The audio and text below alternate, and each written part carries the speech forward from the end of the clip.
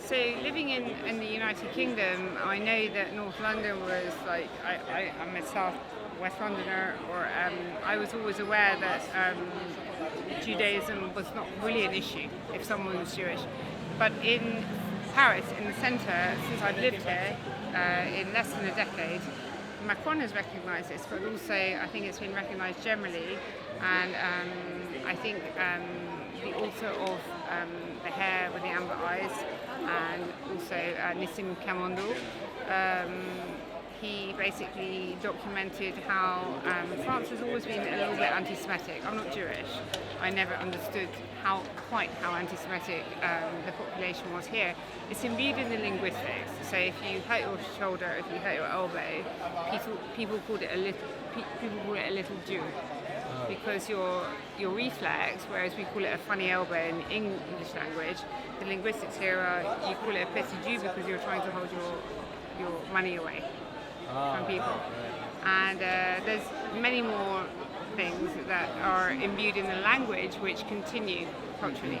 So I think that we don't have enough monuments or donated to the people of the Jewish people of France that built France.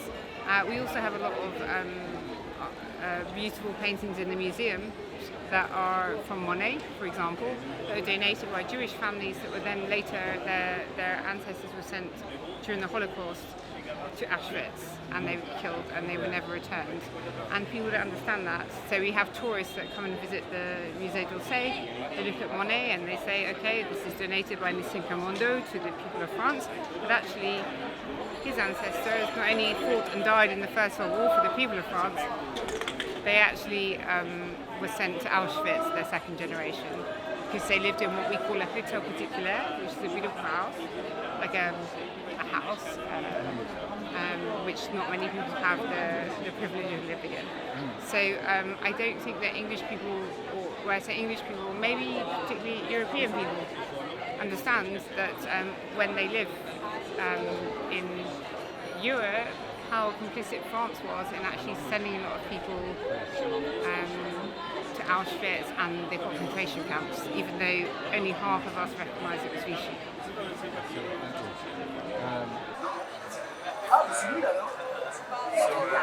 Can you tell us a little bit about what brought you to France?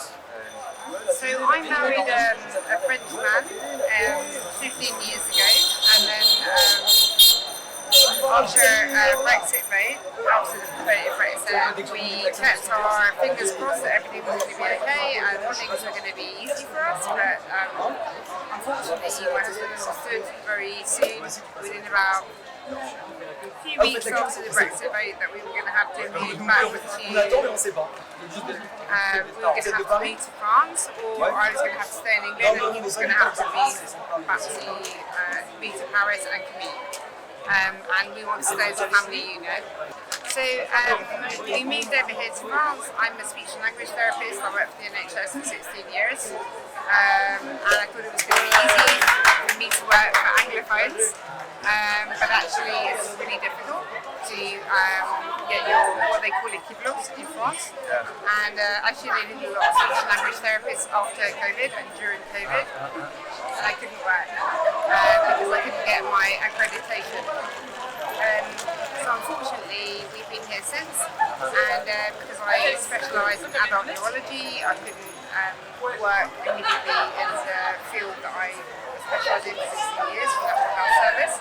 And so I'm now living here, unable to work, and unable to go back to the UK because my son and my husband live here, and they can't go back to the UK because they can't get an English. Well, my son has a dual passport, my husband can't get indefinite leave to remain. We've been away longer than 2 years. And how would you compare the situation in France to that in Britain? It's not comparable because I think that the freedom of speech in the UK has changed considerably since I left.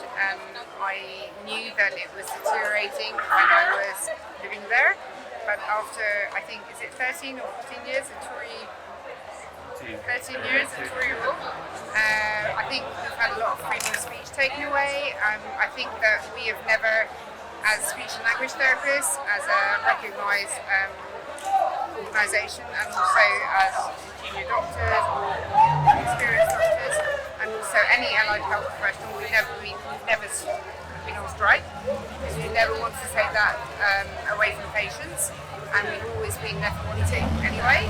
But now we are struggling so much without the help of EU citizens that we're providing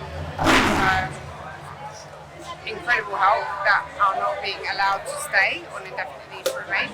We are really left wanting, and also I think a lot of my colleagues got long COVID from working with people that had COVID, and so we have a shortage of people in the UK, and in France we also have the equivalent shortage, but I think that we have a different healthcare system here whereby it's not free, but we aren't obliged to pay for everything that we need, and in in England, people are obligated to pay now actually for even a GP appointment, whereas in France we're not. You can get one the next day or within 12 hours if it's an emergency. Instead of going to A&E, we're in England, we have to go in A&E and wait for more than 12 hours. Yes. Do you think the French, with the recent situation with Niall, do you think racial relations are deteriorating in France? Do you think it's more of a class or economic problem, or how do you see it? In England we had race rights 13 years ago over Mark Duggan, and would you say that's a similar sort of thing? No, I wouldn't say it's comparable, because actually the undercurrent in France, and I think since Macron has actually come into power, he's actually been more observant and also overt about when I say I mean the French role, the complicity that we have in the anti-Semitic and also the role that the French played in the Holocaust in terms of being not just ambivalent, but also complicit in which Macron recognises in sending the Jewish people straight from the centre of Paris to Auschwitz. And you may debate me, but you can look it up historically. And I think that hasn't come to light. Even Mitterrand, although he made everything nationalised, he didn't do this.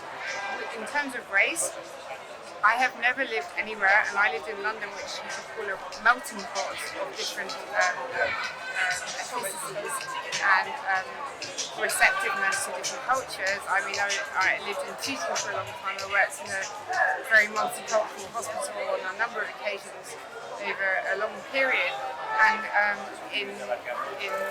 I'm trying to tell my 10-year-old son that inappropriate racist jokes about being Jewish or of ethnic origin are completely inappropriate, and I never thought, and I don't believe, I'm assuming, that I would have to teach that in the United Kingdom.